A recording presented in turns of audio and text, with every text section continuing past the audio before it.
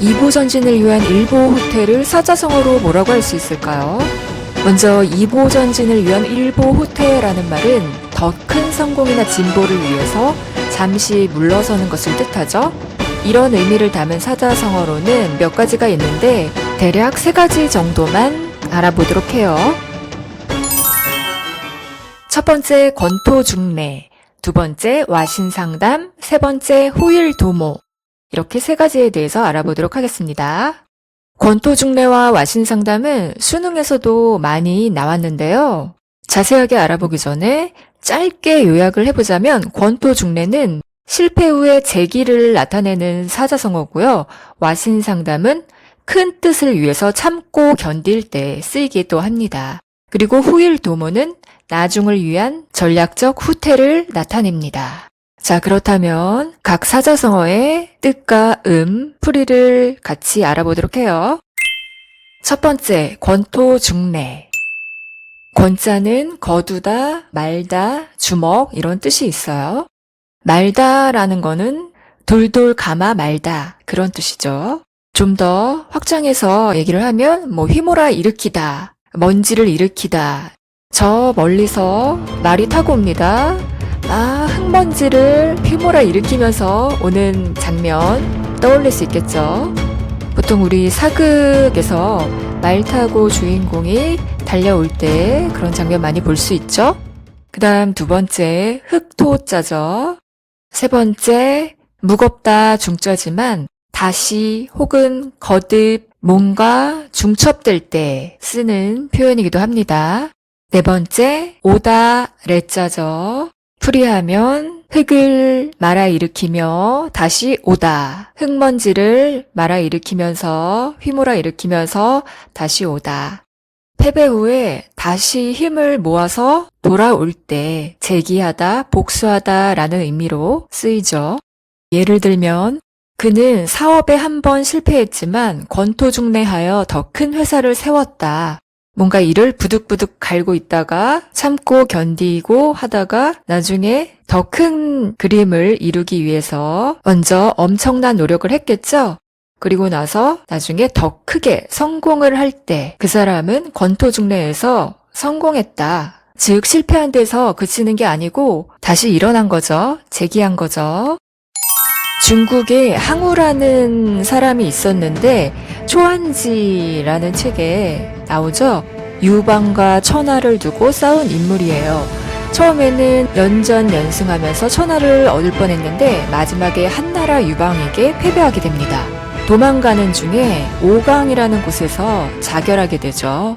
그래서 이와 관련하여 당나라 시인 두목이 시를 지었는데요. 제목은 제5강정인데요. 오강정에 올라서 항우를 떠올리며 쓴 시입니다. 항우가 마지막으로 자결한 오강에 세워진 정자가 오강정이에요. 갑자기 닭강정이 먹고 싶네요. 그래서 자세한 시 내용이나 한자의 뜻과 풀이 같은 것은 나중에 혹시 제가 기회가 되면 올려보도록 하겠습니다. 대략 시 내용이 뭐냐면 전쟁에서 이기고 지는 것은 일상이다. 그리고 또 예측하기도 어렵다. 수치를 감수하고 치욕을 견디는 게 진정한 사나이다. 그 젊은이들 중에도 재능 있고 뛰어난 사람들이 많은데 그 흙먼지를 일으키면서 그 전쟁터로 다시 돌아오는 것도 아마도 가능하지 않았을까? 항우가 만약 죽지 않았다면 아마 그랬을 수도 있었을 것이다 라고 제5강정이라는 시가 있습니다. 그래서 그 시의 마지막 구절 권토중래 미가지 흙먼지를 일으키면서 다시 돌아오는 것도 가능하지 않았을까 알 수 없는 일이다. 그래서 항우의 비극적 최후를 애석하게 여기면서도 죽지 말고 참았더라면 다시 일어설 수 있었을 텐데 조금만 참지 이런 참고 견디고 버티는 거에 대한 교훈도 알게 해주는 시 포인트이기도 합니다. 그래서 그 시의 마지막 구에서 권토중래 사자성어가 유래가 됐죠. 따라서 권토중래는 한때는 졌더라도 실패했더라도 언젠간 다시 큰 기세로 돌아온다는 뜻으로 지금까지 쓰이게 되었습니다.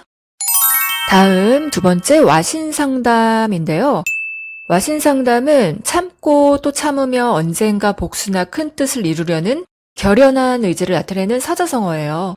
뭔가 큰 뜻을 마음에 품고서 이를 갈고 내가 반드시 지금은 이렇지만 꼭 원수를 갚겠다. 꼭 성공하겠다. 어떻게 보면 엄근진의 자세죠. 그리고 또 굉장히 비장하기도 합니다. 먼저 한자를 보면요. 와, 이 와자가 누울 와자죠. 눕다. 그래서 병으로 자리에 누워있을 때, 병을 앓고 있을 때 와병이란 표현도 쓰이죠. 신자는 섭신자죠. 섬나무 신자인데 뗄나무를 나타내고요. 그 다음에 상자는 맛보다 상자입니다. 담자는요. 쓸개담, 간담. 그러니까 한 번쯤 담낭이라는 말 들어보셨을지 모르겠는데요. 담낭하면 쓸개담자에 주머니 낭자 써서 쓸개주머니, 쓸개를 나타내고요. 보통은 이 쓸개나 간이라는 것은 고통이나 치욕을 상징하기도 합니다. 그래서 와신상담하면 뗄나무 위에 누워서 쓸개를 맛본다.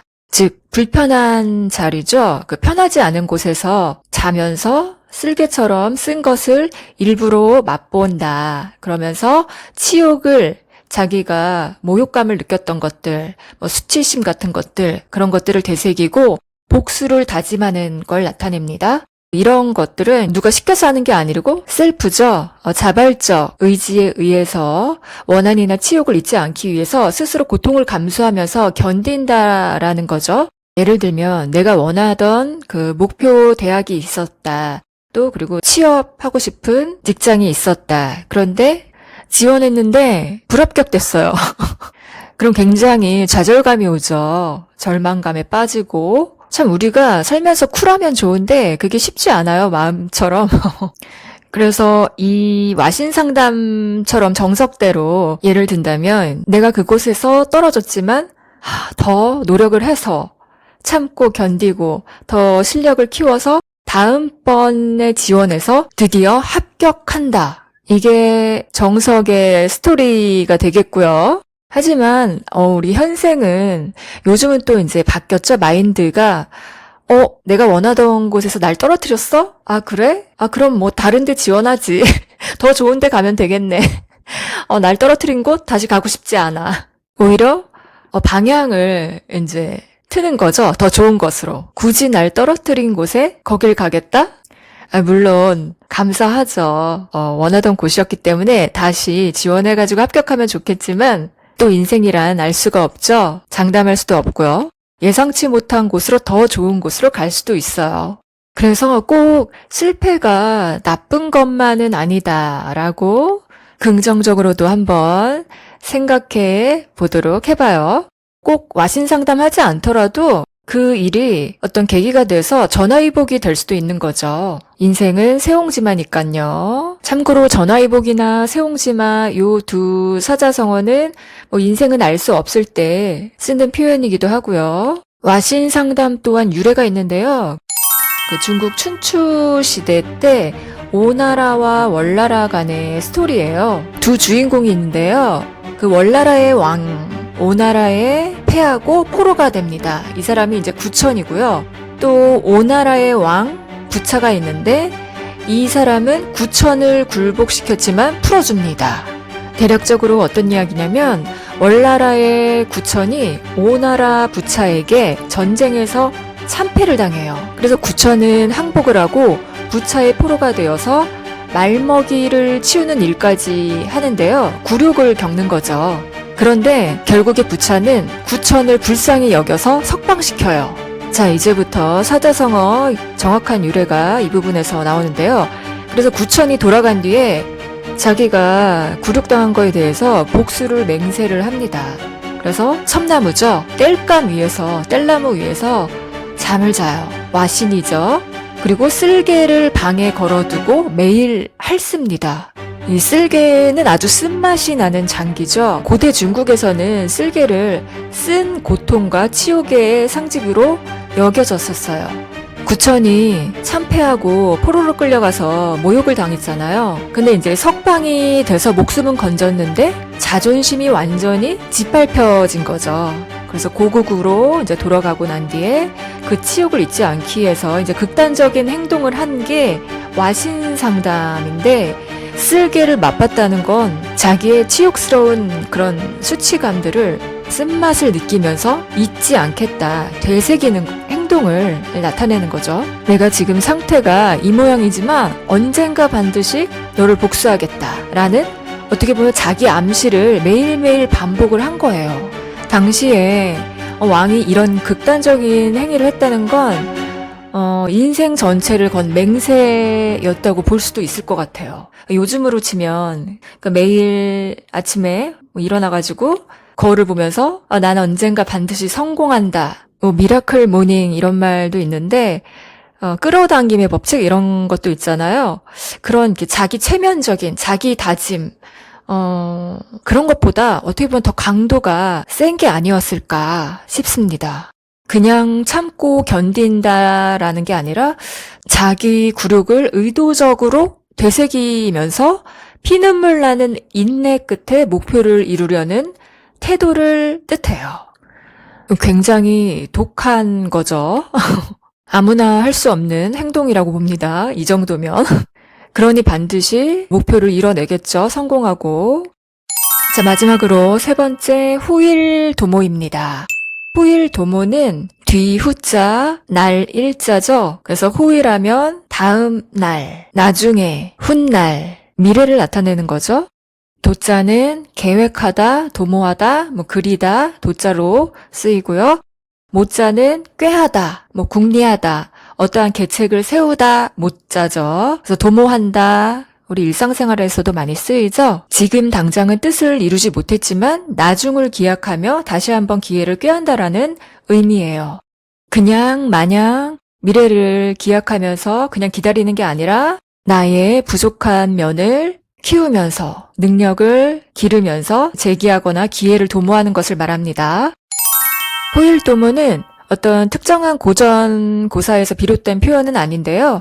우리가 역경을 딛고 다시 일어나는 상황이나 패배 후에 재기를 노리는 그런 맥락에서 오랫동안 쓰여온 표현이죠. 지금은 힘들지만 후일도모를 위해 조금만 더 참자. 그 사람은 이번 사업은 실패했지만 후일도모의 뜻을 품고 물러났다. 이런 식으로 말할 수 있겠죠?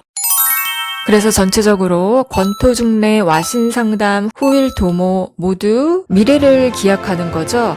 현재 컨디션은 안 좋지만 나중에 내가 꼭 성공한다, 반드시 이룬다. 이보 전진을 위한 일보 후퇴와 관련된 사자성어 표현들이었습니다.